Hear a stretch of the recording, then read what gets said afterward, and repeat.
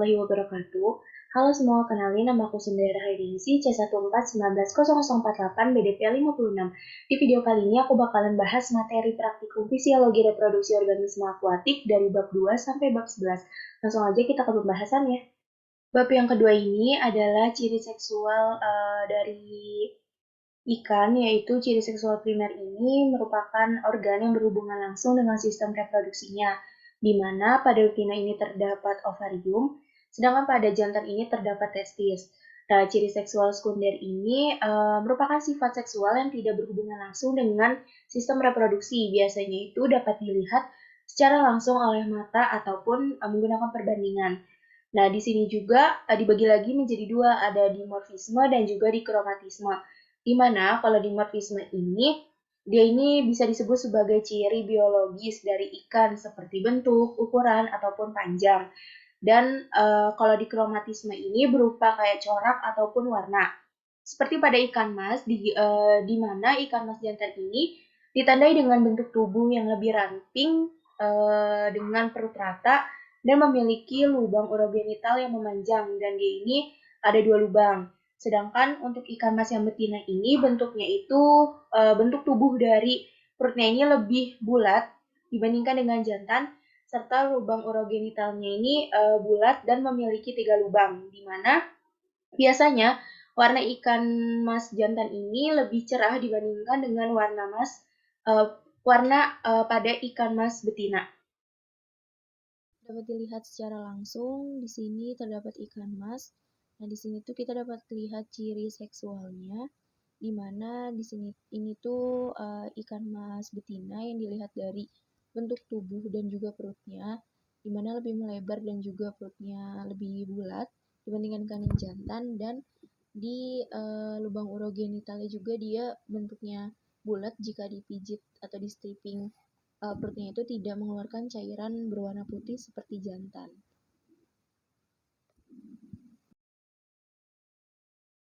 Bab yang ketiga ini membahas mengenai organ reproduksi.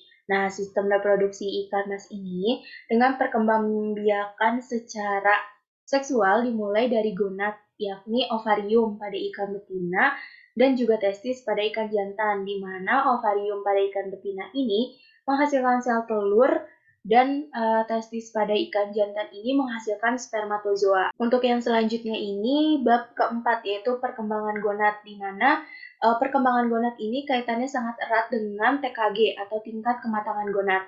Nah, gonad itu sendiri merupakan organ reproduksi yang berfungsi untuk menghasilkan sel kelamin gamet pada jantan maupun betina. Nah, histologi dan pengamatan morfologi ini digunakan untuk mengetahui TKG pada ikan.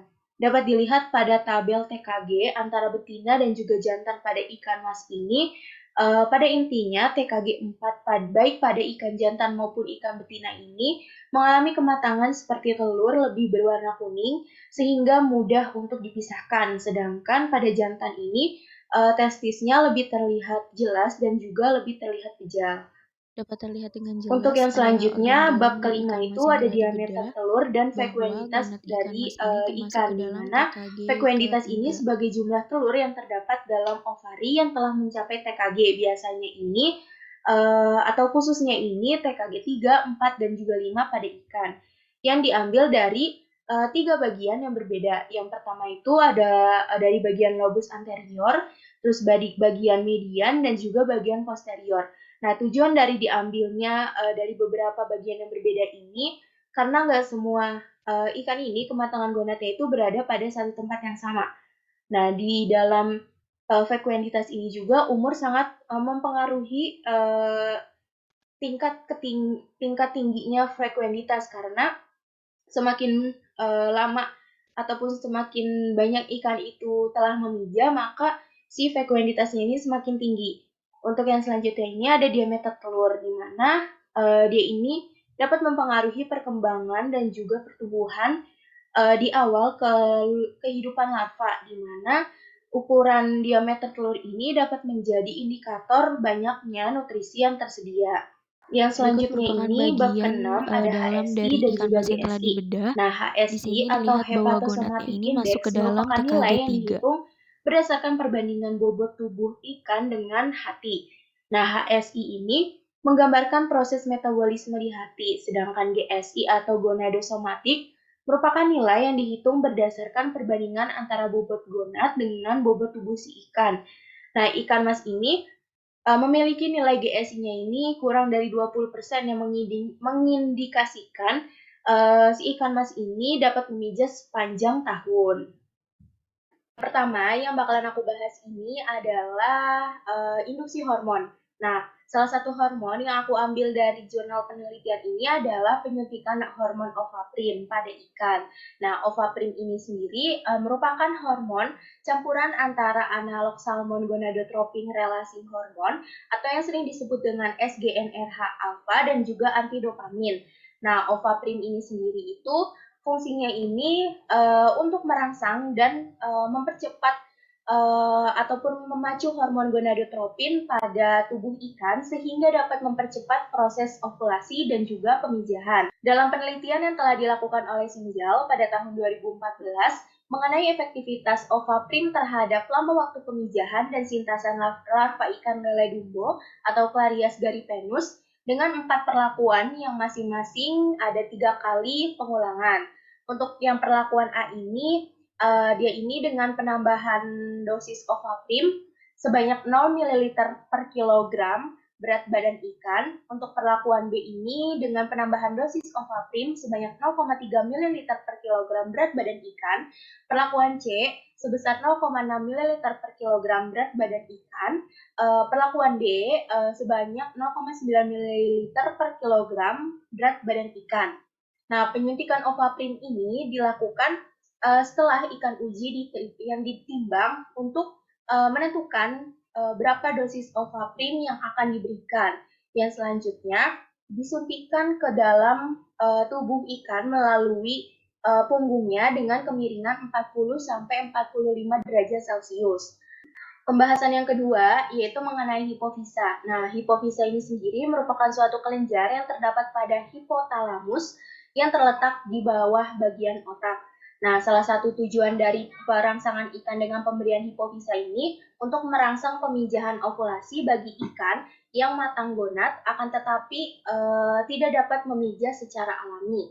Penelitian yang telah dilakukan oleh Ahmad pada tahun 2018 mengenai efisiensi kelenjar hipofisa ikan mas, Cyprinus carpio, dan ikan lele dumbo, Clarias garipenus terhadap pemijahan ikan lele. Dengan jenis donor yang digunakan itu adalah donor homoplastik dan juga donor heteroplastik, di mana donor homoplastik ini berasal dari spesies ikan yang sama dengan resepien, yaitu ikan lele dumbo, sedangkan donor heteroplastik ini berasal dari ikan yang berbeda dari resepien, yaitu ikan mas. Nah, penelitian ini dilakukan dengan 2 perlakuan, yaitu yang perlakuan pertama, pemijahan ikan lele dumbo dengan menggunakan kelenjar hipofisa dari ikan mas atau Cyprinus carpio. Untuk yang perlakuan kedua ini adalah pemijahan ikan lele dumbo dengan menggunakan kelenjar hipofisa ikan lele dumbo yang berbeda, tetapi masih satu spesies.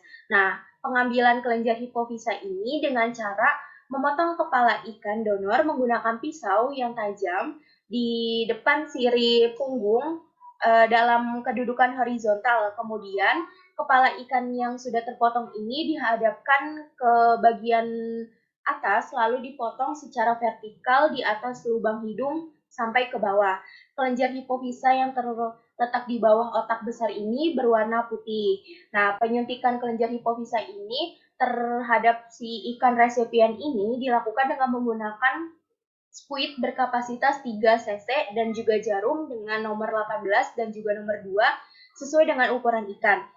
Nah, dilakukan dengan memasukkan jarum suntik yang disisipkan sampai ke bagian dalam otot punggung di depan sirip dorsal yang sering disebut dengan penyuntikan dengan cara intramuskular. Dikarenakan untuk menghindari resiko kegagalan dan kematian pada induk-induk yang akan dipijahkan.